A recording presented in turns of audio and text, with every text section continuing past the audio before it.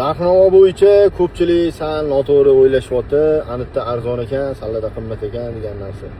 Avvalambor qo'yiladigan ustalar, brigadalar professional holatda bo'ladi. Kami 10 yil ish stajiga ega bo'ladi. Kamida. Arzonchi bolalar bizda ham bor.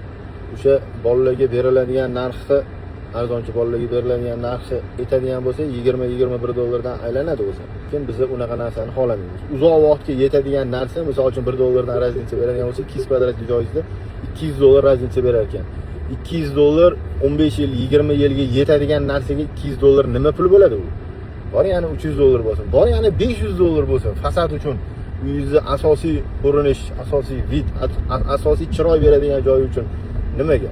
Aytmoqchi bo'lganim to'g'ri. Kimlardandir narximiz qimmat bo'lishi mumkin, lekin professional holatda olinayotgan, uyingizga olib borilayotgan mahsulotga ham birinchi o'rinda qilinayotgan ishga ham asosiysi qilinayotgan ish sifatli yaxshi brigadalarni qo'yib yurg'iziladi. O'shanga ham narxi 1 dollar, 2 dollar qimmat bo'lishi mumkin.